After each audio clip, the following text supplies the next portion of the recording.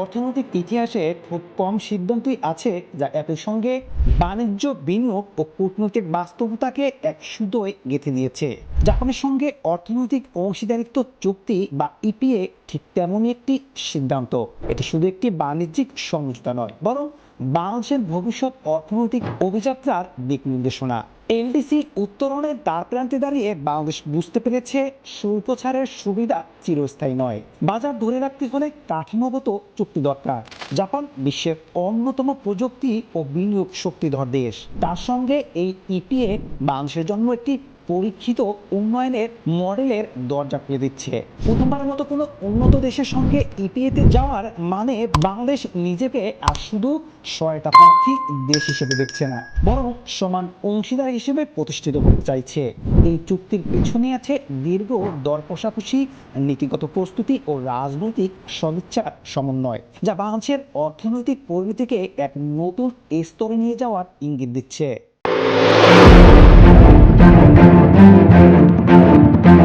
বাংলাদেশ ও Japan EPA কোনো হঠাৎ ঘোষণার ফল নয়। এর পেছনে রয়েছে প্রায় 2 বছরের পরিকল্পিত ও বহু স্তরীয় আলোচনা। 2023 সালের ডিসেম্বরে যৌথ পর্যবেক্ষণ ও অধ্যয়ন এই গ্রুপ গঠনের মাধ্যমে এই প্রক্রিয়ার সূচনা হয়, যেখানে দুই দেশ মিলিয়ে সম্ভাব্য লাভ, ঝুঁকি ও কাঠামোগত প্রস্তুতি বিশ্লেষণ করা হয়। প্রতিবেদনে 17টি খাতকে অগ্রাধিকার দিয়ে বিস্তৃত অর্থনৈতিক সহযোগিতার সুপারিশ করা হয়, যা পরে আনুষ্ঠানিক আলোচনার ভিত্তি তৈরি করে।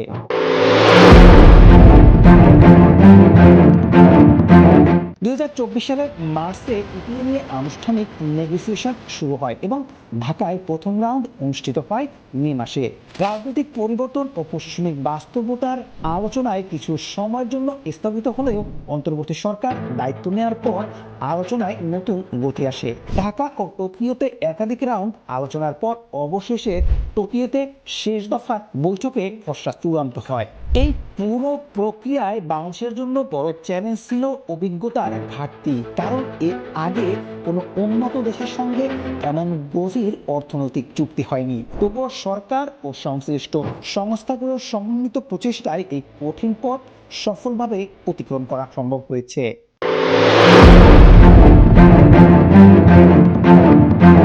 ইপিএ চুক্তির সবচেয়ে তাৎপর্যপূর্ণ দিক হলো শুল্কমুক্ত বাজার প্রবেশাধিকার, যা বাংলাদেশের রপ্তানি কাঠামোকে আমূল বদলে দিতে পারে। চুক্তি সই হওয়ার প্রথম দিন থেকেই বাংলাদেশের 7,379টি পণ্য জাপানের বাজারে তাৎক্ষণিক শুল্কমুক্ত সুবিধা পাবে, যা ইতিহাসে নজিরবিহীন। তৈরি পোশাক, যা বাংলাদেশের রপ্তানির মেরুদণ্ড, জাপানের মতো উচ্চমান ও কঠোর বিদেশিদের বাজারে আরও প্রতিযোগিতামূলক হয়ে উঠবে। এর পাশাপাশি চামড়া ও চামড়াজাত পণ্য, কৃষি পণ্য, হালকা প্রকৌশল, প্লাস্টিক ও ঔষধ শিল্পের জন্য বড় সুযোগ সৃষ্টি হবে।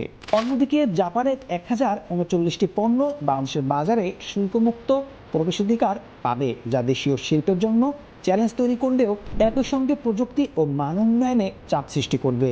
এই পারস্পরিক বাজার উন্মুক্তকরণ আসলে বাংলাদেশকে একটি নিয়ন্ত্রিত প্রতিযোগিতার ভিতরে নিয়ে আসছে, যেখানে টিকে থাকতে হলে উৎপাদন দক্ষতা, মান নিয়ন্ত্রণ, সরবরাহ ব্যবস্থার আধুনিকায়ন অপরিহার্য হয়ে উঠবে।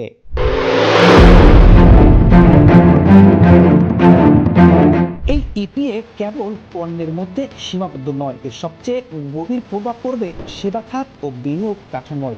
বাংলাদেশ জাপানের জন্য 97টি সেবা উপখাত উন্মুক্ত করতে সম্মত হয়েছে এবং জাপান বাংলাদেশের জন্য 120টি উপখাত 4টি আন্তর্জাতিক মোড়ে খুলে দিচ্ছে।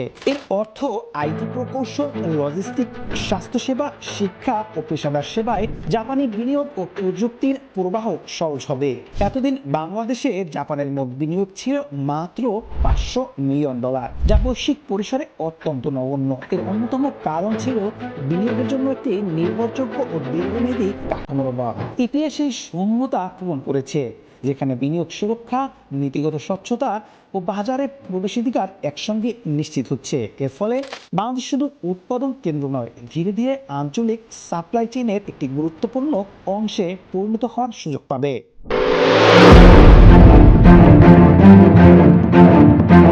বাংলাদেশের সামনে সবচেয়ে বড় কাঠামোগত চ্যালেঞ্জ হলো এলডিসি উত্তরণ পরবর্তী বাস্তবতা।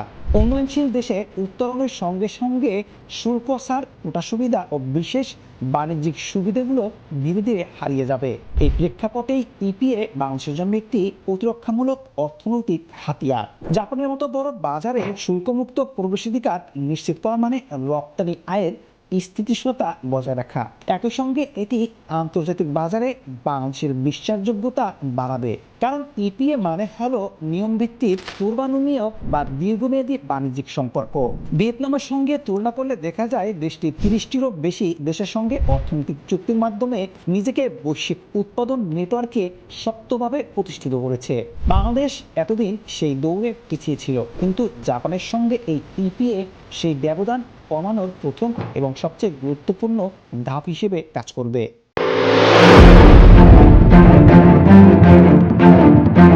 বাংলাদেশ জাপান ইপিএকে কেবল অর্থনৈতিক চুক্তি হিসেবে দেখলে এর পূর্ণ তাৎপর্য বোঝা যাবে না।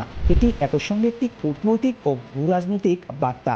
এশিয়া প্যাসিফিক অঞ্চলে জাপান একটি গুরুত্বপূর্ণ অর্থনৈতিক ও কৌশলগত শক্তি, এবং তার সঙ্গে গভীর অর্থনৈতিক সম্পর্ক মানে বাংলাদেশের আন্তর্জাতিক অবস্থান আরো সুদৃঢ় হওয়া। এই চুক্তির মাধ্যমে বাংলাদেশ দেখাতে চাইছে যে সে একক কোনো শক্তির উপর নির্ভরশীল নয়, বরং বহুমুখী অংশীদারিত্বে বিশ্বাসী। জাপানের সঙ্গে সম্পর্কের এই গভীরতার অবকাঠামো শিল্প উন্নয়ন ও মানব সম্পদ উন্নয়নে দীর্ঘমেয়াদী সহযোগিতার ক্ষেত্র তৈরি করবে।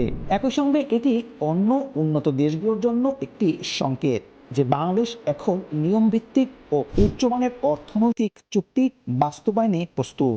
যদিও ইপিএ বাংলাদেশের জন্য এক বিশাল সুযোগ, তবে এর বাস্তবায়নই হবে সবচেয়ে বড় পরীক্ষা। শুল্কমুক্ত সুবিধা পেতে হলে উৎপাদন মান, শ্রম মান এবং পরিবেশগত মান বজায় রাখতে হবে, যা অনেক শিল্পের জন্য নতুন চ্যালেঞ্জ সৃষ্টি করবে। দেশীয় শিল্পকে প্রতিযোগিতার জন্য প্রস্তুত করতে নীতিগত সহায়তা, দক্ষতার উন্নয়ন ও অবকাঠামো বিনিয়োগ বাড়াতে হবে। একই সঙ্গে সেবা খাতে বিদেশি অংশগ্রহণ বাড়লে স্থানীয় পেশাজীবীদের দক্ষতা ও মান উন্নয়ন অপরিহার্য হয়ে উঠবে। তবে যদি এই চ্যালেঞ্জগুলো মোকাবেলা করা হয়, তাহলে ইপিএ বাংলাদেশের অর্থনীতিকে কেবল রপ্তানি নির্ভর নয়, বরং প্রযুক্তি নির্ভর ও বিনিয়োগ বান্ধব এক নতুন পর্যায়ে নিয়ে যেতে পারে। জাপান বাংলাদেশ ইপিএ তাই শুধু একটি চুক্তি নয়, এটি ভবিষ্যৎ বাংলাদেশের পথে এক পরীক্ষামূলক কিন্তু সম্ভাবনাময় পদক্ষেপ।